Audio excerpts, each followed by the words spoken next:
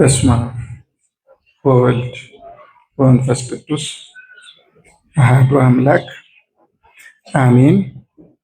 ክቡር አባታችን መላከ ምሕረት ቆሞስ አባ ሳህል የዚህ ደብር አስተዳዳሪ፣ ክቡራን አበው አይንተ እግዚአብሔር ካህናት፣ ሊቃውንተ ቤተክርስቲያን፣ መምህራን፣ በዚህ ያላችሁ የእግዚአብሔር ቤተሰቦች፣ አባቶች፣ እናቶች፣ እህቶች፣ ወንድሞች በልዑል እግዚአብሔር ሰላምታ እንደምን አመሻችሁ?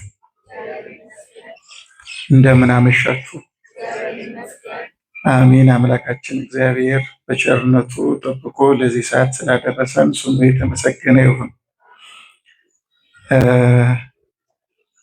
እንደ እግዚአብሔር መልካም ፈቃድ የምንማማርበት የትምህርታችን ርዕስ የተለመደ የመጽሐፍ ቅዱስ ምንባብ አለ።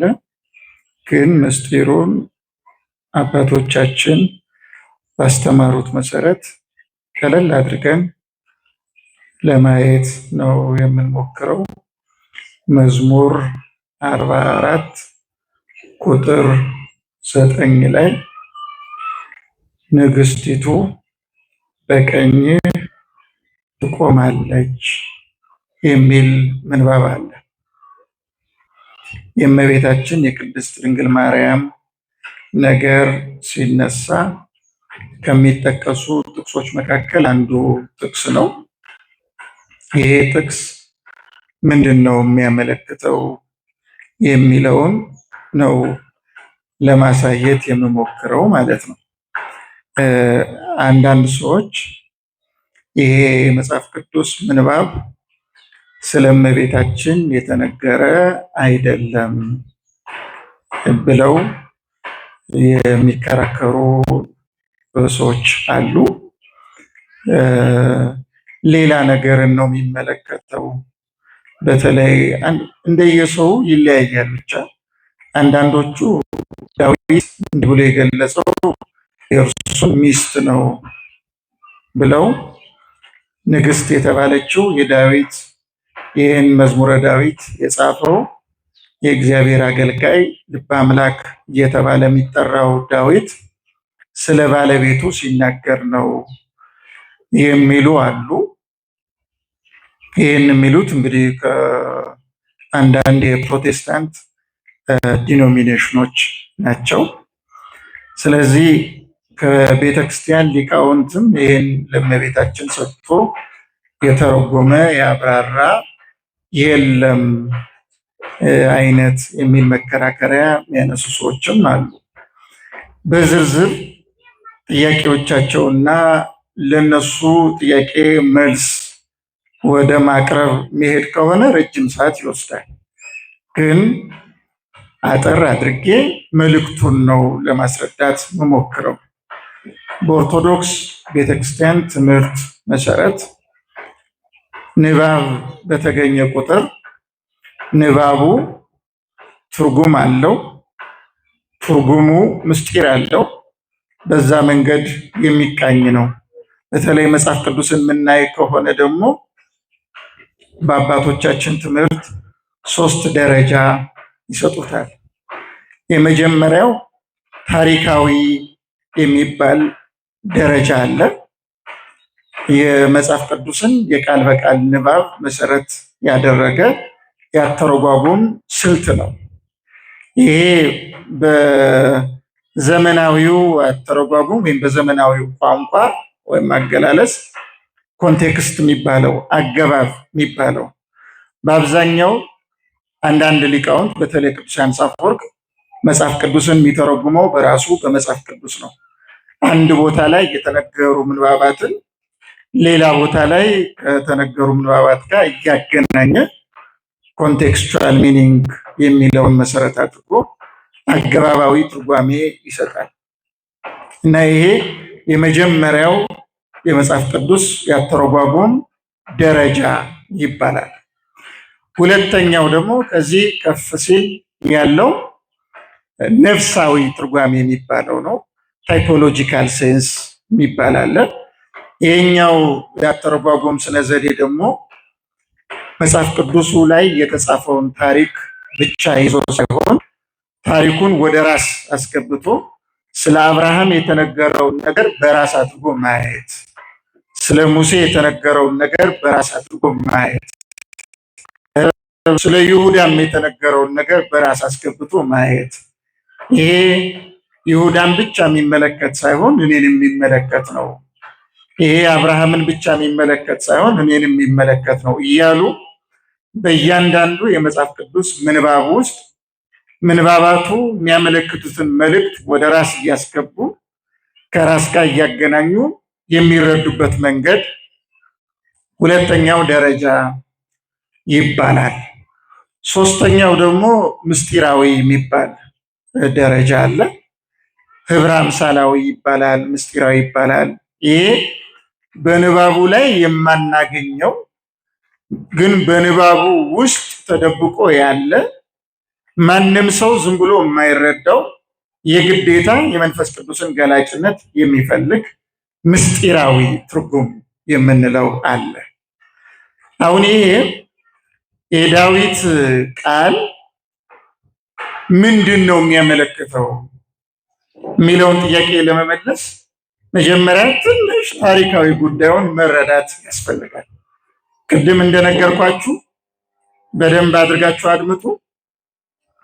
ይህንን ጥቅስ እስኪ አንድ ጊዜ ንገሩኝ። ንግስቲቱ በሉ እስኪ እናንተ ዝም በሉ እስኪ ከዘማሪው ዝም ይበሉና ከፊት ያላችሁ አታወሩ በሉ። ንግስቲቱ በሉ እስኪ ልስማ ብዬ ነው።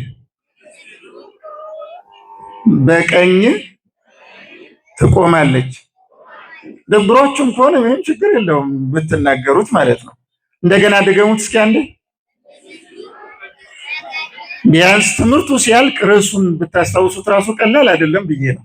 ግን ደግሞ ርዕሱን ማስታወስ ብቻውን ጠቃሚ ባይሆንም ዛሬ ይሄን ተምረናል ለማለት ያግዝ ይሆናል እና ይሄ ንግስቲቱ በቀኝ ትቆማለች፣ የወርቅ ልብስ ተጎናጽፋ ተሸፋፍና፣ በወርቅ ልብስ ተሸፋፍና አጊጣ ተውባ ንግስቲቱ በቀኝ ትቆማለች ይላል።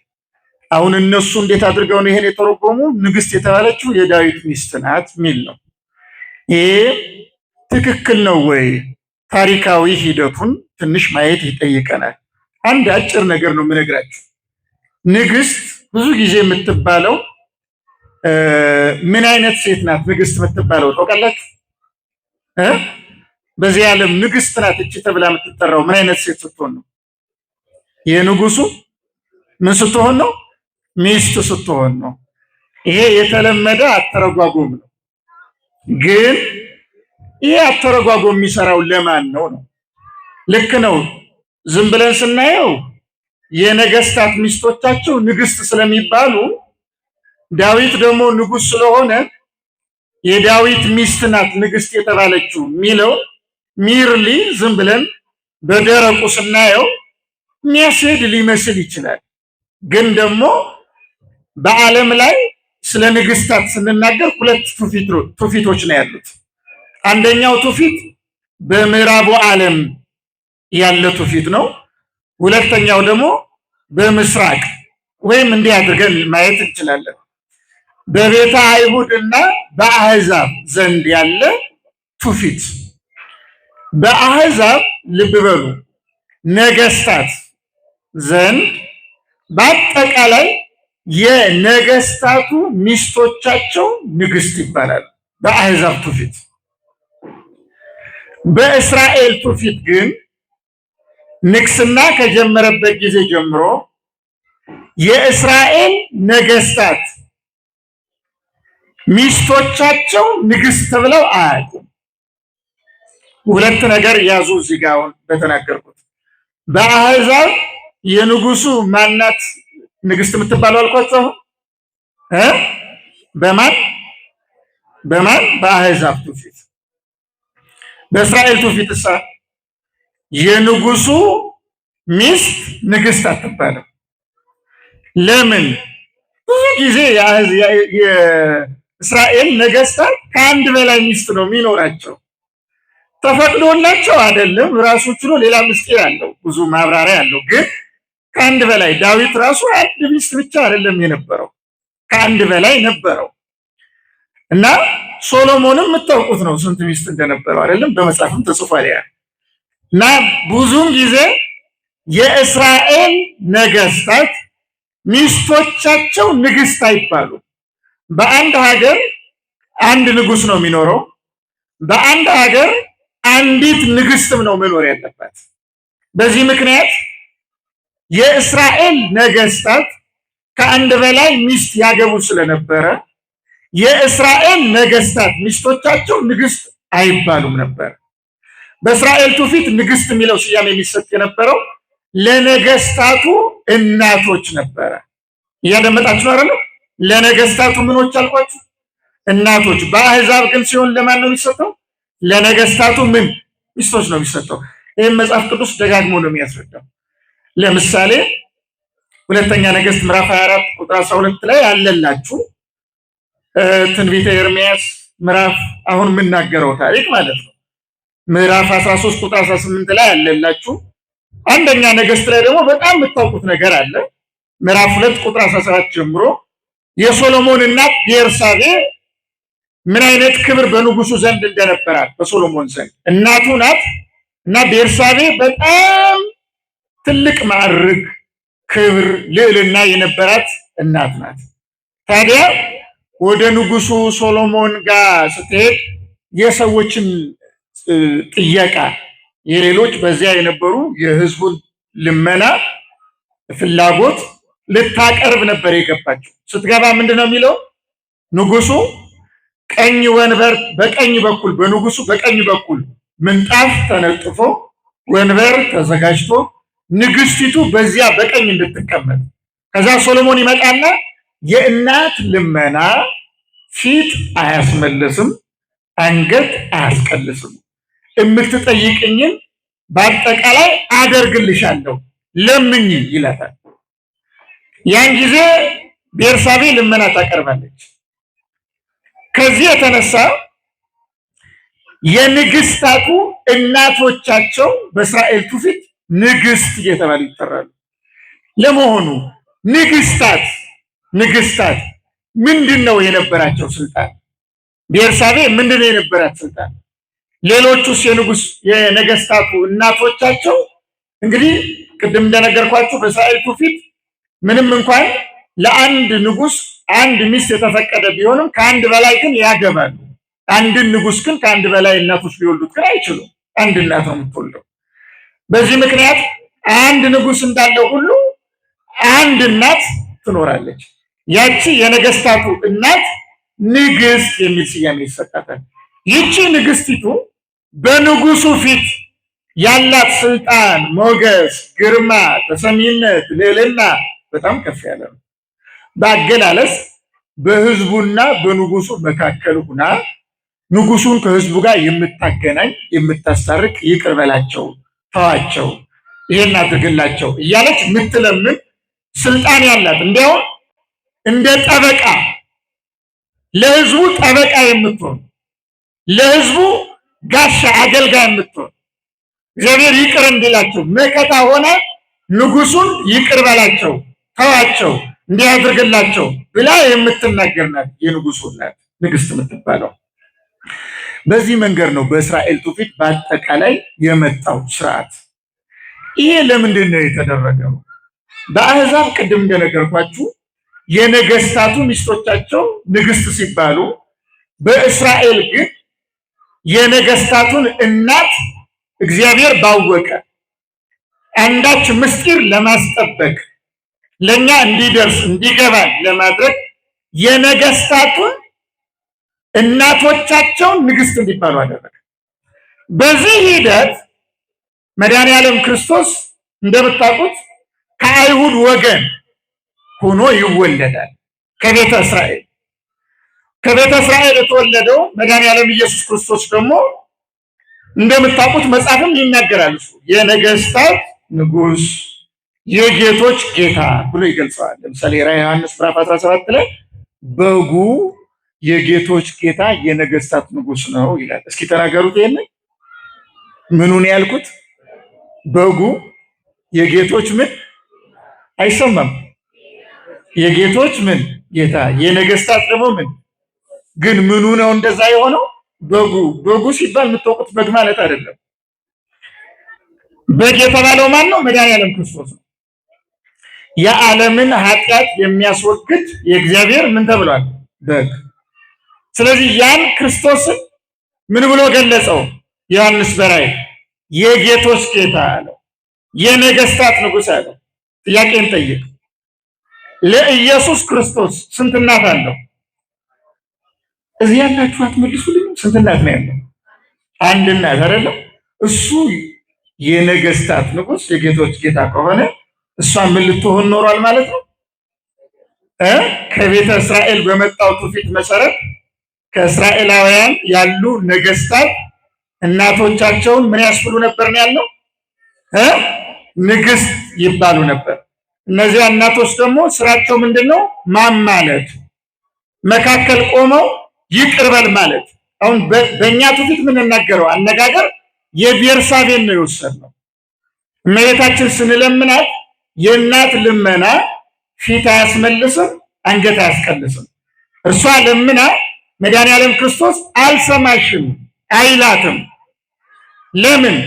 የምትለምነው ራሱ እግዚአብሔር የሚፈልገውን ነው።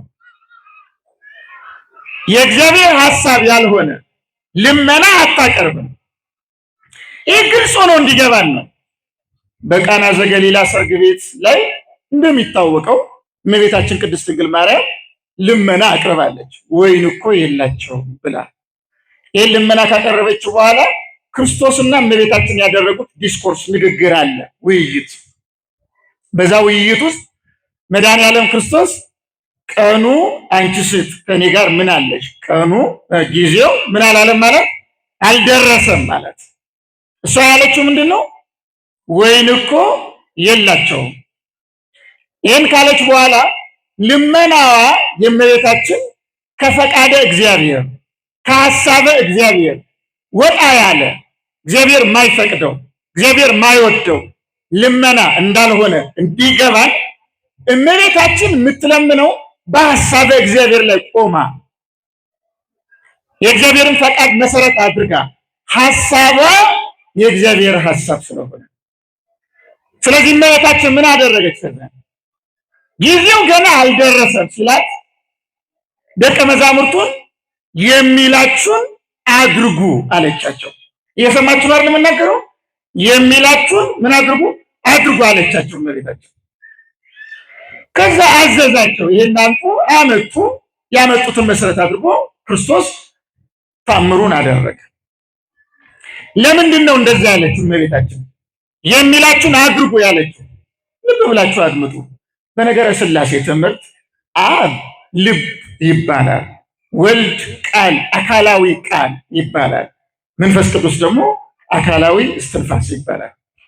እና ኩነታቸውን የሥላሴ ጉዳይ ስለሆነ ለማብራራት ሰዓት ሊወስድ ይችላል። ግን ለሥላሴ አንድ ልብ አላቸው፣ አንድ ሐሳብ አላቸው፣ አንድ ግብር አላቸው፣ ወይም ደግሞ አንድ ሕይወት አላቸው በሚለው መውሰድ እንችላለን። በአብ ልብነት ሶስቱም ያስባሉ፣ በወልድ ቃልነት ሶስቱም ይናገራሉ፣ በመንፈስ ቅዱስ እስትንፋስነት ሶስቱም ያው ሆነው ይኖራሉ። አንዱ ያለ አንዱ ግን መኖር አይችልም፣ አይኖርም። ልብ በሉ። ለሥላሴ ልባቸው እውቀታቸው ማን ነው ስንል አብ ነው። በአብ ልብነት ነው የሚያውቁት ብለን ነው የምንናገረው። እያደመጣችሁ አይደል የምናገረው? በአብ ልብነት ያውቃሉ። የአብ ሐሳብ የወልድ ሐሳብ ነው፣ የወልድ ሐሳብ የአብ ሐሳብ ነው፣ የመንፈስ ቅዱስ ሐሳብ ነው። ሐሳበ እግዚአብሔር አንድ ስለሆነ ፈቃደ እግዚአብሔርም አንድ ስለሆነ ፈቃደ ማርያም ሐሳበ ማርያምም ሐሳበ እግዚአብሔር ሐሳበ አብ ሐሳበ ወልድ ሐሳበ መንፈስ ቅዱስ አንድ ነው። ይህ ግልጽ እንዲሆን አብ የሚናገረውን እመቤታችን ስትናገር እናገኛታለን። እመቤታችን የሚላችሁን አድርጉ ትላለች። እስኪ ንገሩኝ ይሄንን ቃል ምንድን ያለችው እመቤታችን? በእናታችሁ ትንሽ ጮክ በሉ። አብ ደግሞ በደመና ሆኖ ወልደ አምላክ ወይም ስግው ቃል ኢየሱስ ክርስቶስ በሚጠመቅበት ጊዜ በጥምቀቱ ጊዜ ምንድን ነው ያለው? ይህ የምወደው ልጅ እርሱ ነው፣ እርሱን ምን በሉ ነበር ያለ? ስሙ። ልብ በሉ። ታቦር ተራራ ጋር ስንሄድ እርሱን ምን በሉ ነበር ያለው? ስሙ። አብ ይህንን የተናገረ። እመቤታችንም የሚላችሁን አድርጉ አለች። መልአክ መጥቶ ሲነግረን የመልአኩን ቃል ከሰማች በኋላ በቃላት ለመግለጽ በህሊና በረው ለመድረስ ማይቻል ረቂቅ ምጡቅ ሩቅ የሆነ ምስጢር በተነገራት ጊዜ የተናገረችው ምን ብላ ነው? እንደ ቃል ይደረግልኝ። እስኪ በሉት እንደምን? አዎ ይዤ የመጣሁት መልእክት የእግዚአብሔር ነው ብሎ በነገራት ጊዜ መልአኩ እንደ ቃል ይደረግልኝ ነው ያለችው። ምን እያለች ነው? የኔ ሐሳብ እግዚአብሔር ነው፣ የኔ ቃል እግዚአብሔር ነው።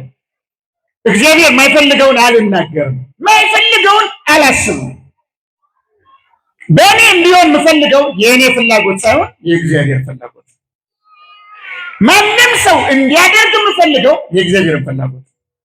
የሚላችሁን አድርጉ፣ እንደ ቃል ይደረግልኝ አለች እመቤታችን። ስለዚህ በቃና ዘገሊላ ሰርግ ቤት ላይ ከእግዚአብሔር ሐሳብ ወጣ ያለ ነገር እየጠየቀች አልነበረም።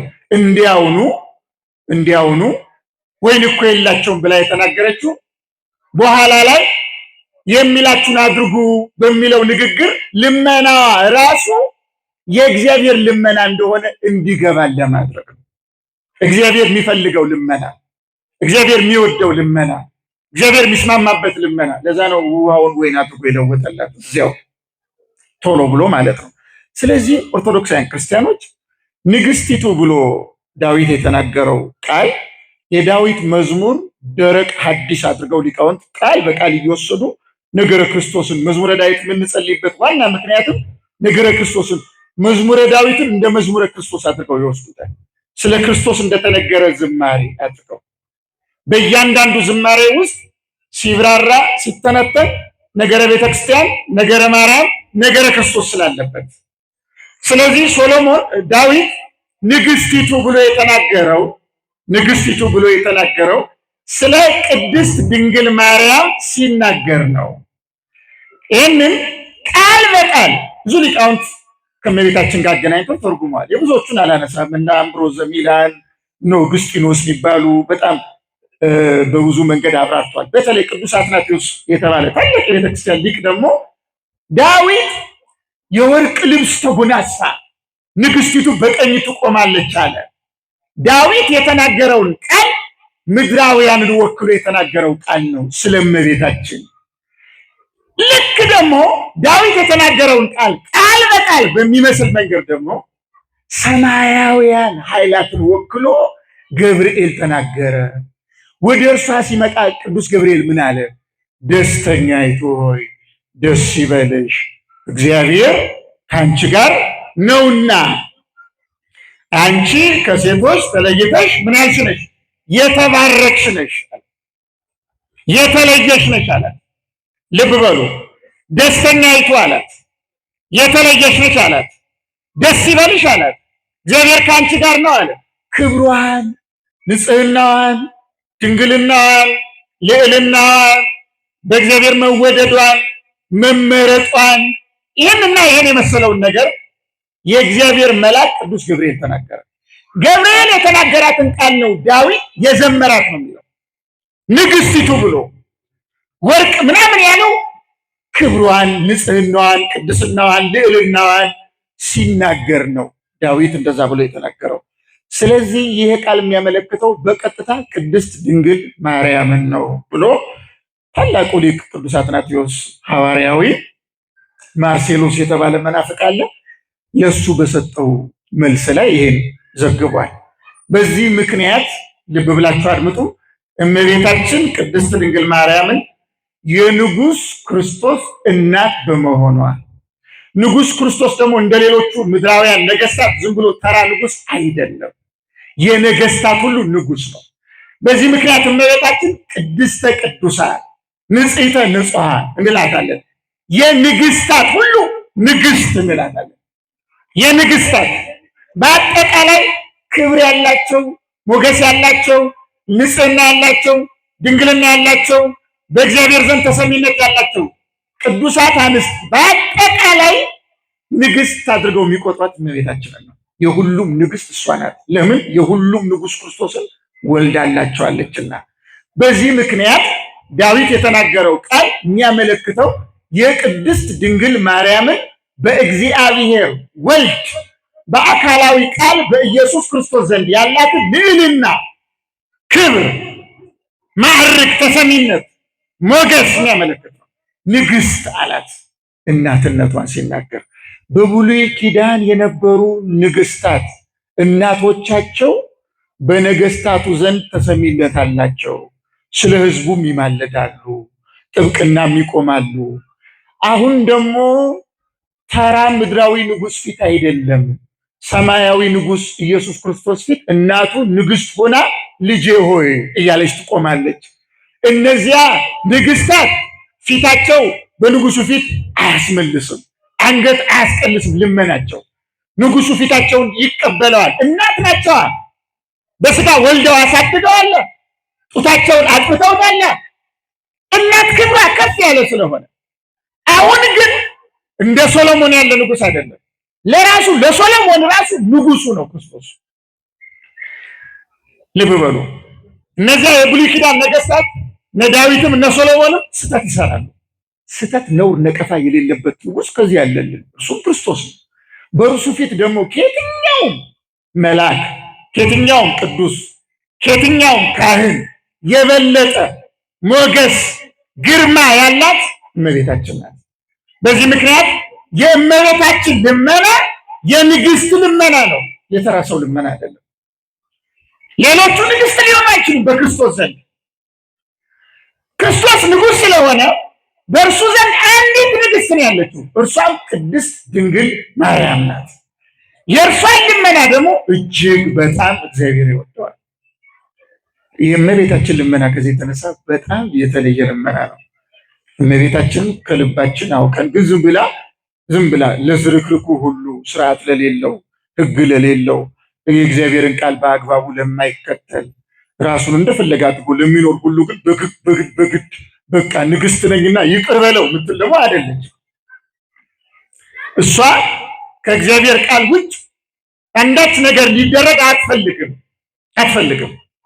በኦርቶዶክስ አስተምሮ ቅዱሳን በአጠቃላይ ያማልዱናል ስንል መድኃኔዓለም ክርስቶስ ወይም አካላዊ ቃል ከስጋ ጋር ተዋህዶ ሰው ሆኖ ተገልጦ በዚህ ምድር ላይ ያደረገውን ስራ ያደርጋሉ ማለት አይደለም። ቅዱሳን ያማልዳሉ ማለት የቅዱሳን ምልጃ ብቻውን ያድናል ማለትም አይደለም። ቅዱሳን ያማልዳሉ ማለት አንተ ምንም መልካም ስራ ባይኖር በቅዱሱ ምልጃ ትድናለህ ማለትም አይደለም። ቅዱሳን ያማልዳሉ ስንል ደረጃው 5ኛ ደረጃ ላይ ነው የሚቀመጠው። 4ቱ የክርስቶስን ቤዛነት ነው የሚመለከቱት። እነዚህ የክርስቶስን ቤዛነት የሚመለከቱት አንደኛ እምነት ነው። ምናምነው እንደ ፕሮቴስታንቱ አይደለም። እኛ ምናምነው አሚልተን ነው። ከዳር እስከ ዳር ነው ምናምነው። ቆርጠን ከፋፍለን አይደለም ምናምነው፣ በምላት ነው ምናምነው። መጀመሪያ በእግዚአብሔር እናምናለን። በእግዚአብሔር አንድነት፣ ሶስትነት፣ በአካላዊ ቃል ስጋዌ ሰው ሆኖ መገለጥ እናምናለን።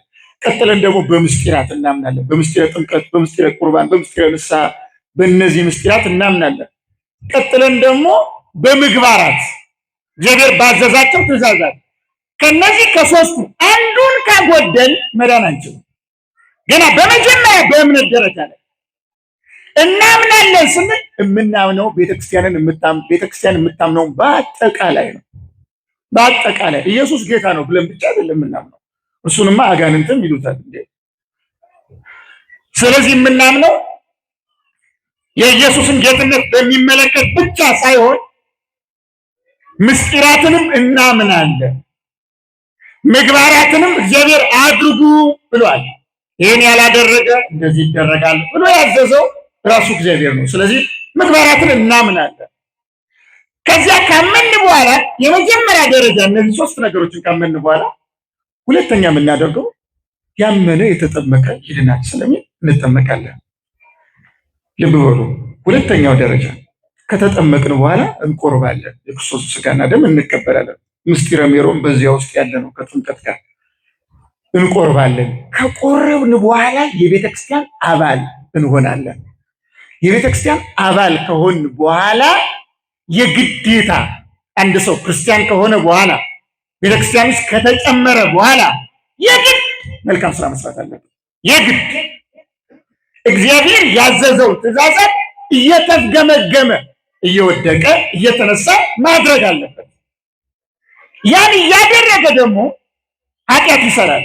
ደካማ ነውና ሊያመነዝር ይችላል፣ ሊሰርቅ ይችላል፣ ሊገል ይችላል፣ ብዙ ነገር ሊያደርግ ይችላል። ያን ሲያደርግ በአንባ ንስሐ ደረት እየደቃ ከልቡ እያለቀሰ ንስሐ ይገባል። እግዚአብሔር ሆይ ማረኝ ብሎ በካህኑ ፊት ይናዘዛል። ከዚያ ቀኖና ይሰጠዋል። ያ ቀኖና መድኃኒት ነው የሚባለው። ቁጣት አንለውም። በኦርቶዶክስ አስተምሮ በተለይ ሶሪያ ቤተክርስቲያን ሊቃውንት እነ ቅዱስ ያዕቆብ ዘስሩግ እነ ኤፍሬም ሶርያዊ ብዙዎቹ አስተምረዋል። መድኃኒት ነው የሚሉት። ቤተክርስቲያን እንደ ሆስፒታል ቆጥረው የምንናዘዘው ኑዛዜ ልክ አንድ ሐኪም ጋር ሄደን ስለ ሕማማችን የሚሰማንን ስሜት እንደመግለጥ ነው። እንዲህ ያደርገኛል፣ ይወጋኛል፣ ያስመልሰኛል፣ አይስማማኝም፣ ያተኩሰኛል፣ እንደዚህ ኑዛዜው በቃ ልክ እንደዚህ ለምርምር ነው። ለምርምር ከዚያ ካህኑ ያን ከሰማ በኋላ መድኃኒት ነው የሚሰጠን። ቅጣት ሳይሆን መድኃኒት ይሰጠናል። ያን መድኃኒት እንቀበላለን። ከዚያም ስጋውና ደሙ እንቀበላለን። በዚህ መንገድ ነው ሂደቱ የምንቀጥለው። በዚህ ሂደት ውስጥ ግን አንዳንድ ጊዜ ሰዎች አምነው ተጠምቀው ስጋውን ደሙን ከተቀበሉ በኋላ አካል ከሆኑ በኋላ በ40ና በ80 ቀን ከሆኑ በኋላ ንስሐ ለመግባት ሊባረዱ ይችላሉ፣ ሊፈሩ ይችላሉ፣ ከንስሐ ሊርቁ ይችላሉ።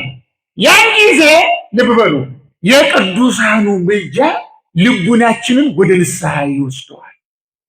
እመቤታችን አንዱ የምታደርገው ልባችን እንዲነካ፣ እንዲቃጠል፣ እንዲሞቅ፣ እግዚአብሔርን እንዲያስብ፣ የተደረገልን ውለታ እንዲያስብ፣ ከኃጢአት እንዲላቀቅ፣ ከርኩሰት እንዲወጣ፣ እግዚአብሔርን እየው፣ እግዚአብሔርን አስበው፣ ኧረ መልካም ስራ እያለች ታራራናለች፣ ታሳስበናለች። በተለያየ መንገድ ኃጢአት እኮ ሰርተሃል፣ እግዚአብሔር ደግሞ ይቀበልሃል፣ ይቅር ባይ ነው፣ ብቻ አንተ ተመለስ እያለ ምልጃቸው ልቡናችን ወደ ንስሐ እንዲመጣ ያነሳሳናል።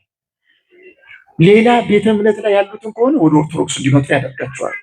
በኦርቶዶክስ ያሉትን ከሆነ ደግሞ ወደ መልካም ስራ እንዲሄዱ፣ ወደ ንስሐ እንዲሄዱ ያደርጋቸዋል።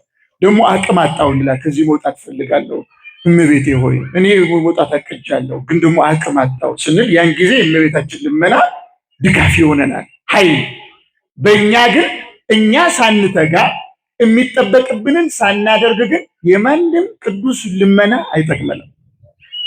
የማንም የቅዱሳን ምልጃ የሚጠቅመን ተኝተን ተቀምጠን አይደለም። የሚጠበቅብንን ነገር እያደረግን እየጣርን እየወደቅን እየተነሳን አስፈላጊ የተባለውን እግዚአብሔር ያዘዘውን ነገር ለማድረግ እየተፍጨረጨርን በዚያን ጊዜ የቅዱሳን ምልጃ ይረዳናል። በዚህ ሂደት ውስጥ በጣም በአደገኛ ሁኔታ በከፍተኛ ደረጃ የሚረዳው የእመቤታችን የቅድስት ድንግል ማርያም ምልጃ ነው።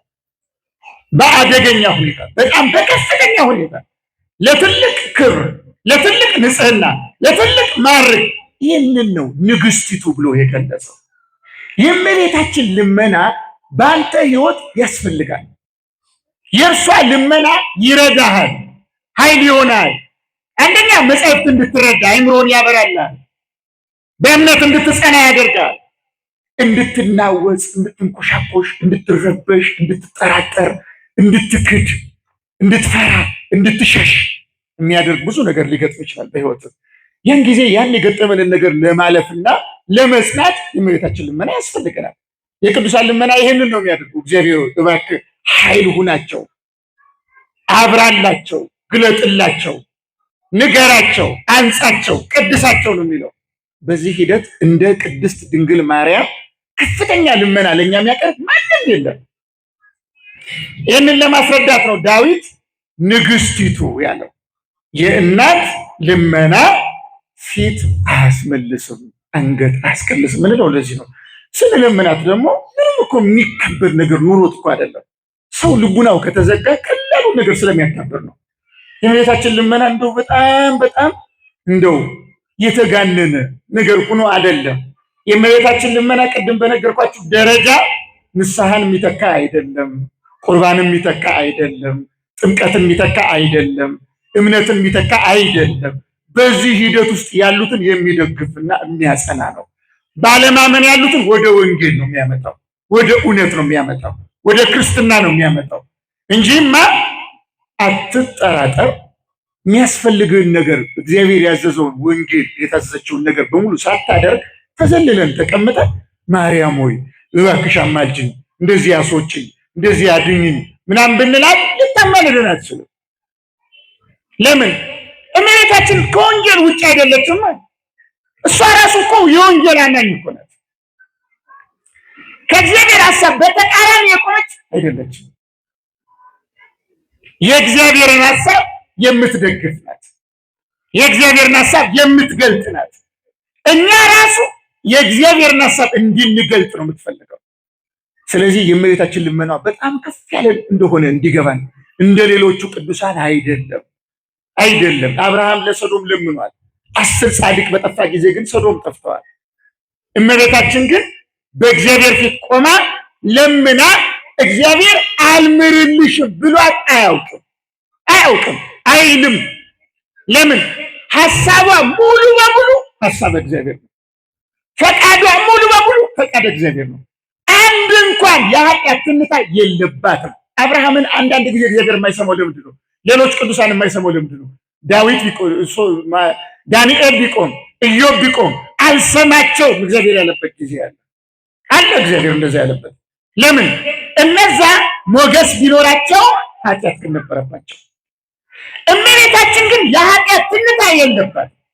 ሐሳቧ ሐሳበ እግዚአብሔር ነው። ፈቃዷ ፈቃደ እግዚአብሔር ነው። እግዚአብሔርን አንድ ቀን አስቀይመው አታውቅም። ስለዚህ እግዚአብሔር እሷን አያስቀይማት፣ እሷም ከእሷ ሐሳብ ውጭ አትለምንም። ስለዚህ ንግሥት ያላት በዚህ መሰረታዊ ምክንያት ነው። የተለየ ልመና፣ በጣም ከፍ ያለ ልመና የለማኝ እንደውም በቅዱሳን መካከል ካደረግን ደግሞ የአማላጆች ሁሉ አማላጃቸው ናት እመቤታችን። በአጠቃላይ ለሚያማልዱ ለቅዱሳኑ፣ ለነቢያቱ፣ ለሐዋርያቱ ታማልዳለች እመቤታችን። ክብሯ እጅግ ከፍ ያለ ስለሆነ ይህንን ለመናገር ነው ሶሎሞን ዳዊት ንግሥቲቱ ብሎ የተናገረው። ግን ደግሞ ድጋፍ አመጣና እኛ እንደው ግልጽ ሆኖ እንዲገባል ንግሥቲቱ ካለ በኋላ የማይገባው አይኑ የታወረበት ልቡ የደነደነበት ሕሊናው የከረከረበት ደግሞ ይኖራል ማይገባው እና ያን ንግሥት ካለ በኋላ ቀጥሎ ድጋፍ የሚሆን ደግሞ ሌላ ንባብ አመጣ። ንግሥቲቱ በቀኝ። እስኪ ተናገሩ፣ በቀኝ በሉ እስኪ። አልሰማሁም፣ ጮክ ብላችሁ ንገሩኝ። በምንህ ነው ያለ? በቀኝ። ምን እያለ ይመስላችኋል? ቀኝ የሚለው አምብሮስ ዘሚላን የተባለ ልጅ ሲናገር ምን ይላል? እግዚአብሔር ወልድ በእግዚአብሔር አብ ቀኝ ተቀመጠ ተብሎ ተጽፏል። ምን ማለት ነው? በእግዚአብሔር አብ ቀኝ ተቀመጠ ማለት በአብ እሪና ከአብ ጋር አንድ በሆነ ክብር ስልጣን ማለት ነው። አሁን ደግሞ ንግሥቲቱ ማርያም ናት። በእግዚአብሔር ንግሥቲቱ በቀኝ ትቆማለች አለ። ምን ሲል ነው? ክርስቶስ የተዋሃደው ስጋ ከእመቤታችን ስጋ ጋር አንድ ነው። በመለኮቱ ከአብ ጋር እሩይ ነው። በትስብእቱ ደግሞ ከእመቤታችን ጋር እሩይ ነው። ከአብ ጋር በመለኮቱ አንድ እንደሆነ ለመግለጽ በአብ ቀኝ ተብሎ ተጽፏል። በትስብእቱ በለበሰው ስጋ ደግሞ ከእመቤታችን ጋር አንድ እንደሆነ ለመግለጽ በቀኝ ንግሥቲቱ ተብሎ ተገልጿል። ስለዚህ ተመልከቱ፣ እመቤታችን ምንድነው የምትለው? ስለለበስከው ስለ ስጋዬ። በቀኝ የሚለው እሱን ነው የሚያመለክተው። የኔን ስጋ እኮ ነው የተዋሃድከው። ከኔ አይደል የነሳኸው? በኔ ማኅፀን አይደል ያደርከው? የኔን ጡት አይደል የጠባኸው? በኔ ጀርባ አይደል የታዘልከው? ስለዚያ ስትል ስለተዋሃድከው ስጋ፣ ከኔ ስለነሳኸው ስጋ፣ የኔን ስጋ ነው ገንዘብ ያደረግከው፣ ቆርጣ አይደለም፣ ከኔ ከፍለን የወሰድከው። ያ የተዋሃድከው ስጋ የኔ ነው። ግን ደግሞ ያን ስጋ ያንተ መለኮት ተዋህዶ ያ ስጋ በተዋህደው መለኮት በኩል የባህሪ አምላክ ወደ መሆን ቢሻገርም ተለውጦ ባይሆንም በተዋህዶ ምስጢር ቢሆንም ወደዛ የሄደው ግን ከኔ ነው ይህን ስጋ የነሳኸው። ስለነሳኸው ስጋ ስትል ይቅር በል። እንደዚህ ብሎ የሚለምን ሌላ አለ? ከእመቤታችን በቀር እኮ ይሄን የለም። ስለ ስጋዌ ብለህ የኔን ስጋ ስለጠጣው ጡት ብለህ ስላደርክበት ማይፀን ብለህ ስለተሸከመ ክንድ ብለህ ስለዚያ ስለነሳው ከኔ ስለነሳው ስጋ ብለህ ይቅር በላቸው ብላ ትለምናለች እመቤታችን ንግስቲቱ አለና ከዚያም በምንድን ነው ያለው? እስኪ መልሱልኝ። ኧረ መልሱልኝ። በቀኝ። ከዛ ቀጥሎ ሶስተኛ ምንድን ነው? ትቆማለች። እስኪ አንድ ጊዜ ጮክ ብላችሁ ነገሩኝ። ምን ትላለች ነው ያለው? ትቆማለች ነው ያለው። ምን እያለ ነው ይሄ? አሁን ደግሞ ቀስ እያለ እያወረደ መጥቶ የመጨረሻው ደረጃ ጋር ደረሰ። ንግስት ብሎ የምልጃዋን ከፍታ ነገረን። ቀኝ ብሎ ደግሞ የእርሷን ስጋ አካላዊ ቃል ገንዘብ ማድረጉን በተዋህዶ ነገረን። ስለዚህ ስለለበስከው ስጋ ብላ እመቤታችን ከእኔ ስለነሳው ስጋ ብላ የምትለምን መሆኑን ነገረን። ቀጠለና ደግሞ ትቆማለች አለና ምን ይሄን ሁሉ ስናገር የእሷ ምልጃ አይገባችሁ? በቃ ትቆማለች። ምን እያለ ነው ይሄ? ቅዱሳን በእግዚአብሔር ፊት ይቆማሉ ሲባል ያማልዳሉ ማለት ነው።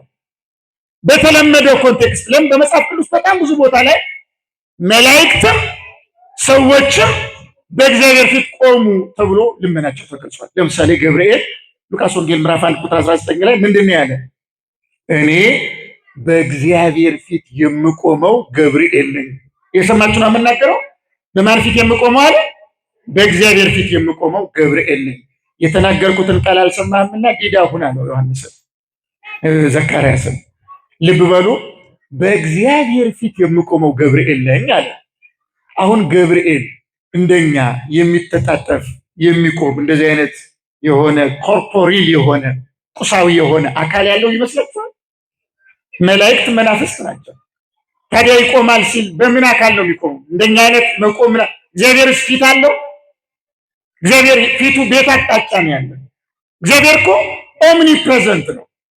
እግዚአብሔር ሲምፕል ነው። አካሉ ሙሉ ነው። በዚህ ጋር የሆነ አካል በዚህ ጋር የሆነ አካል አይባልለትም እግዚአብሔር። ታዲያ ገብርኤል በእግዚአብሔር ፊት የምቆመው ሲል ምን እያለ? በእግዚአብሔር ፊት ሞገስ ያለኝ የምለምነው። ይሄ እንግዲህ ትንቢተ ዳንኤል ምዕራፍ 12 ቁጥር 1 ላይ ተገልጿል። ደግሞ ቅዱስ ሚካኤል ምን አለ? ስለ ቅዱስ ሚካኤል ሲነገር ምንድነው የተባለ? ስለ ሕዝብ ልጆች የሚቆመው ታላቁ መልአክ ሚካኤል። ልብ በሉ፣ ስለ ሕዝብ የሚቆመው ታላቁ መልአክ ሚካኤል። ስለማን የሚቆመው አለ? ስለ ሕዝብ፣ ስለኛ ነው የሚቆመው። የእግዚአብሔር መልአክ ሚካኤል። ተመልከቱ፣ መቆም የሚለው ቃል ከምልጃ ጋር የተገናኘ ነው። ለእመቤታችን ብቻ ሳይሆን ለሌሎቹም የተገለጸ ነው። ይሄን ለመላእክት ነው አንድ ሚካኤልና ገብርኤል እናነሳው እንጂ ከዚህ ስንወጣ ደግሞ ለፍጡራን ለሌሎቹ ለሰዎች ደግሞ በብዙ ቦታ ተገልጾ እናገኛለን። ለምሳሌ እግዚአብሔር እስራኤል በሰሩት ኃጢአት ሊያጠፋቸው ባለ ጊዜ መዝሙር 109 አካባቢ እንደተጠቀሰው ዳዊት እንደዘገበው ኦሪት ዘጸአት ምዕራፍ 32 ላይ ተጽፏል። እግዚአብሔር እስራኤልን አጠፋለሁ ባለ ጊዜ የተመረጠው ሙሴ ለእስራኤላውያን በእግዚአብሔር ፊት ቆመ ይላል መጽሐፍ። አድምጡ፣ ምን ይላል መጽሐፋችን? የተመረጠው ሙሴ ለእስራኤላውያን በእግዚአብሔር ፊት ባይቆም ኖሮ እግዚአብሔር እስራኤልን ያጠፋ ዘንድ ተናገረ ይላል። ሙሴ በመቆሙ ምክንያት እግዚአብሔር በእስራኤል ላይ አመጣለሁ ብሎ ያለውን መቅሰፍት ተወውና ራራላቸው ይላል መጽሐፋችን። ማን ስለቆመ? ሙሴ ስለቆመ። በሕገ ኦሪት የነበረው ሙሴ፣ ባህሪው የጎሰቆለው ሙሴ፣ ጸጋው የተገፈፈው ሙሴ፣ ልጅነቱ ያልተመለሰለት ሙሴ ለእስራኤላውያን በእግዚአብሔር ፊት ቆሞ አይላፈ እስራኤልን ተክቶ እነዚያን አመፀኞች ከምታጠፋ እኔን ከሕይወት መዝገብ አጥፋ ብሎ ሲቆም እግዚአብሔር ለሙሴ አዝኖ እስራኤልን ይቅር ካለ ምልዕተ ጸጋ ምልዕተ ክብር የንጽህና ባለቤት የንጽህና ወላጅ የሕይወት ወላጅ ቅድስት ድንግል ማርያም ከሙሴ ጋር ስናነጻጽራት ምን ያህል ሞገስ እንዳላት ይታያችኋል። ሙሴ እኮ የእመቤታችን ጥላ የሆነችው በኮሬብ ተራራ ላይ ሐመልማል ከነበልባል ጋር ወደ ተዋሃደበት ተራራ እየገሰገሰ ሲሄድ የእግዚአብሔር አገልጋይ ሊቀ ነቢያት ሙሴ እግዚአብሔር ምን አለው? ሙሴ ሙሴ የቆምህባት ስፍራ የተቀደሰች ናትና ጫማህን ከእግርህ አውልቅ አለው። እየሰማችሁ ነው አይደል? ሙሴን ነው እግዚአብሔር እንደዚህ ያለው ወደ ተራራዋ ሲወጣ። ለምን? ተራራይቱ ላይ የእመቤታችን ምስጢር እየተፈጸመባት ነውና። ዮሐንስ ዘደማስቆ ነው የሚናገረው። ጥላዋ ጋር ለመድረስ ጫማህን አውልቅ ከተባለ ዋናይቱን አካል ለማየትማ ብዙ የምናወልቀው ጫማ ይኖረናል አለ። እግዚአብሔር ሙሴን እንኳን ድልውነ ይገባሃል አላለውም፣ አውልቅ አለው። ማንም ቢሆን እመቤታችን ቀለል አድርጎ ያስባት። ይሄ ሙሴ ጫማውን አውልቆ ምሳሌዋ የእመቤታችን ምሳሌ የተቀመጠችባት ተራራ ላይ ከወጣ አማናዊቷ አካል ቅድስት ድንግል ማርያም በእግዚአብሔር ፊት ቆማ ልጄ ወዳጄ ሆይ ይቅር በላቸው፣ ማራቸው፣ ራራላቸው ብትል ምን ያህል በከፍታ ልትሰማ እንደምትችል አይገባችሁም? ከዚህ የእመቤታችን ልመናዋ ከዚህ የተነሳ ነው የተለየ ልመና የሚሆነው። እንደ ሌሎቹ አይደለም። እንደ ቅዱሳኑ፣ እንደ ሰማዕታት፣ እንደ ነቢያት፣ እንደ ሐዋርያት፣ እንደ ሊቃውንት በጣም ከፍ ያለ ነው። በጣም ከፍ ያለ ልጇን እንዲያውም ብዙ ነገር ይቀርብ ነበረ። ይሄ ግን ልጨርሰው በዚህ ይገርማቸዋል። እመቤታችንን ፕሮቴስታንቶች በተለይ ከምዕራቡ ዓለም ያሉ ፕሮቴስታንቶች ወደ ኦርቶዶክስ ሲመጡ ብዙዎቹ ምርምር አድርገው ጥናት አድርገው ኦርቶዶክሲ ትክክል እንደሆነ ወደ መረዳት ሲመጡና ኦርቶዶክስ ይሆናሉ። በሚሆኑበት ጊዜ ይሄ ቃና ዘገሊላ በኢትዮጵያ ያሉ ታውቃላችሁ፣ ብዙ በሽታ ነው ያለባቸው፣ ብዙ ጉዳት ነው ያለባቸው፣ ጸሎትም ያስፈልጋቸዋል፣ እውቀትም ምንም ብዙ ነገር ስለሚጎላቸው እና በጣም ትልልቅ ስኮላሮች ወደ ኦርቶዶክስ ሲመጡ ቃና ዘገሊላ ላይ ያለው ጉዳይ እመቤታችን በዚያ ሰርግ ቤት ምልጃ ብቻ አይደለም ያቀረበችው ይላል። ያቀረበችው ከዚያ ከፍ ያለ ነገር ነው። እስኪ አንድ ጥያቄ ልጠይቃችሁ እናንተ። እመቤታችን ክርስቶስ ልጅ በነበረበት ጊዜ ታዘው ነበረ ወይስ አልነበረም? አክቲቪቲ ላይ በጣም ዜሮ ናችሁ ማለት። ታዘው ነበር አልነበረም? ምን ይላት ነበር ነው የተባለው? ይታዘዛት ነበር አለ የተባለው? ማዘዝ ነው የሚበልጠው፣ መለመን ነው የሚበልጠው። ለምንድን ነው የሚታዘዛት? ምኗ ስለሆነ? ይሄ አይገባችሁም እንዴ? ምኗ ስለሆነ? እሷ ምን ስለሆነች? እናት ሆና እርሱ ልጅ በመሆኑ ምክንያት ሊታዘዛት ከሆነ እናት ሆና እሱ ልጇ ሆኖ ሳለ ስትለምነው አልሰማም ይላት ይመስላችኋል? ማርያምን ለምና የማይሰማ ከሆነ ልመና ማቆም አለባችሁ። ምክንያቱም እሷን ያልሰማ እናንተ እንዴት ሊሰማ ይችላል? እኛ እኮ የኃጢአት አውራዎች ነን አይደል እንዴ? አይደል? ሐሳባችን ስንት አይነት ቆሻሻ ነው ያለው። ንግግራችን ስንት አይነት ቆሻሻ ነው ያለው። አሁን ጸሎት የምንጸልየው እግዚአብሔር ይሰማናል ብለን አይደለም። እኔን እንኳን ይሰማኛል ብዬ አምኜ የምጸልይ ከሆነ እናቱን አይሰማም ብዬ እናገር ዘንድ ምን ያህል ድፍረት ነው? እናቱንስ የማይሰማ ከሆነ እንዴት እኔን ሊሰማ ኖሯል? የገዛ እናቱን ካልሰማ እንዴት እኔን ሊሰማ ኖሯል? እናቱማ በጸጋ ታዘው ዘንድ ተብሎ ተጽፏል። እናት እንደመሆኗ እና ቃና ዘገሊላ ላይ ያለውን ፕሮቴስታንት እንኳን ሲተረጉ ምንድን ነው የሚሉት? ሺ ኦርደርድ ሂም ቱ ቼንጅ ዘ ዋተር ኢንቱ ዋይን፣ ውሃውን ወይን ያደርገው ዘንድ ለመነችው አይደለም አዘዘችው ነው የሚሉት ፕሮቴስታንቱ። ኦርቶዶክስ ከሆኑ በኋላ ሲገባን የእመቤታችን ነገር ልዕልናዋ፣ ክብሯ ሲገባን የማማለክ ከፍቷ ምን ያህል እንደሆነ እንረዳለን። ካልገባን ግን አልገባንም፣ ከተዘጋ ተዘጋ ነው። ይሄ እንዲገባን ነው እንግዲህ ዳዊት ንግስቲቱ ከሚለው ጀምሮ በቀኝ ትቆማለች ከሚለው ድረስ በቅደም ተከተል ሂዶ የእመቤታችን ምልጃ በሶስት አስረጅ ቃላት ያተመው። በዚህ ምክንያት ማናችንም ብንሆን የአምላክ እናት ቅድስት ድንግል ማርያም ሆይ ከተያዝኩበት የዝሙት ፍላጎት አላቅኝ፣ ከዚህ ልቡናዬን ጭንቅ አድርጎ ከያዘው ሕሊናዬን ከወጠረው ከዚህ አስፈሪ አረመኔያዊ ሐሳብ የኃጢአት፣ የወሬ፣ የጋጋታ፣ ያሉባልታ እባክሽ አላቅኝ፣ ለምኝልኝ፣ ኃይል ሁኚ ብለን ከለመናት እመቤታችን ትረዳናለች። እግዚአብሔር አምላካችን ስለ እናቱ ስለ ቅድስት ድንግል ማርያም ብሎ ሁላችንም ይቅር ይበለን። ያስተማረን የመከረን የአባቶቻችን አምላክ እግዚአብሔር ስሙ የተመሰገነ ይሁን።